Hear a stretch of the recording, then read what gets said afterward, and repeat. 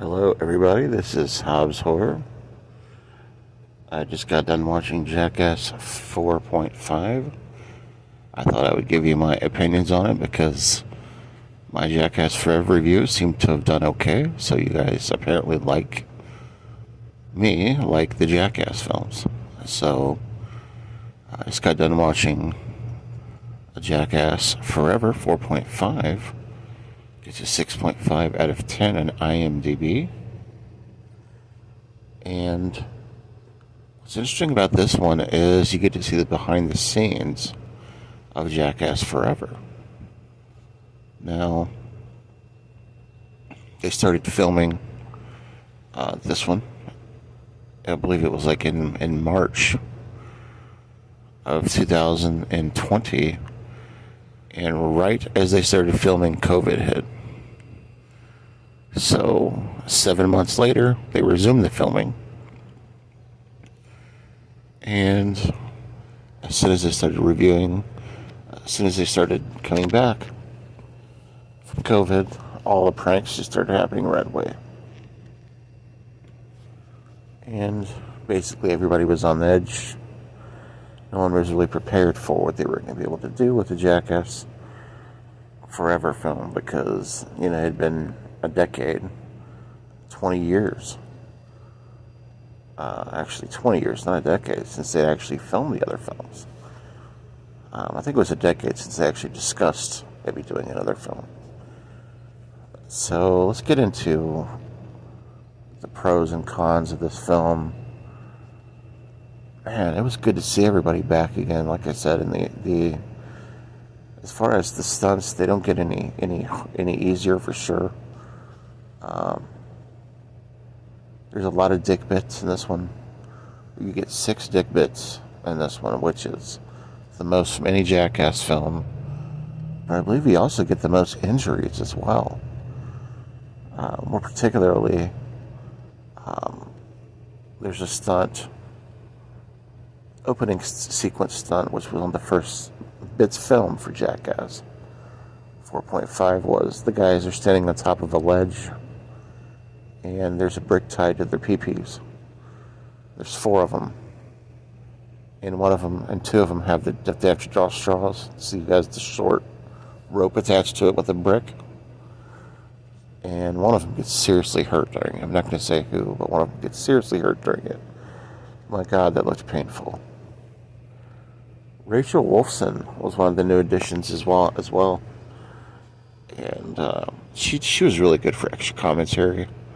She also looks good, by the way, but it's hysterical because a lot of the bits, her and Pontius would comment, and it was just hysterical.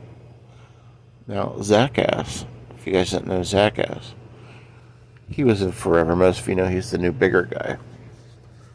There's a bit where he is painted like a baseball and then pulled through the middle of like a slip and slide during a baseball skit.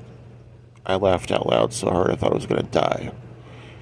Because where do they come up with this stuff?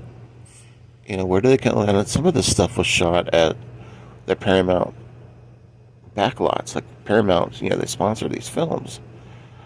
And it's like, it's unbelievable. I mean, it got a 6.5 out of 10 still on IMDb.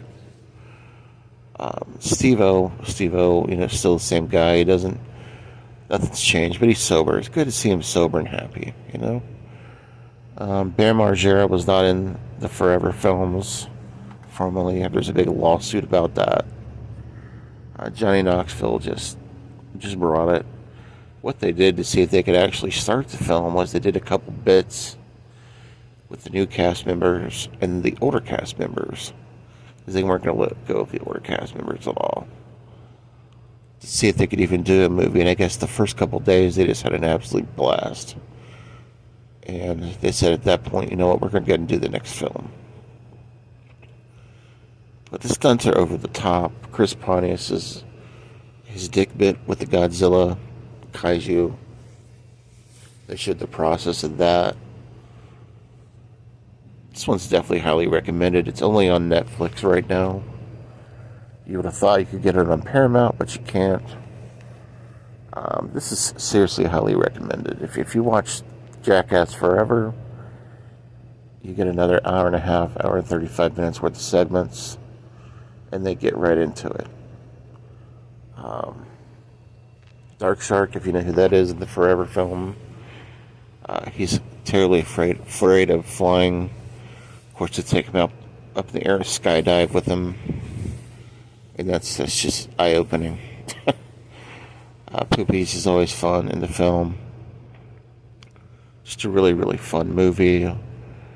I think you get more stunts, less commentary than I've ever seen in a Jackass film for 4.5. But anyways, that's my thoughts on Jackass 4.5.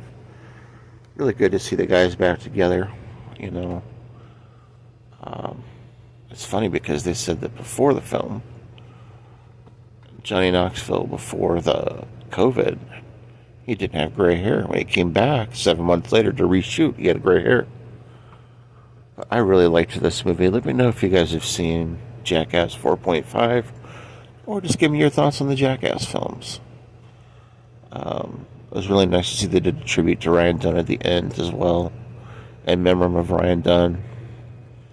I'm a big mark for these TV shows and the movies because this came out right around my time frame, right around when I was in high school and whatnot. And anyways, thank you guys for watching. Hope you have a good weekend, and catch up with you later. Peace.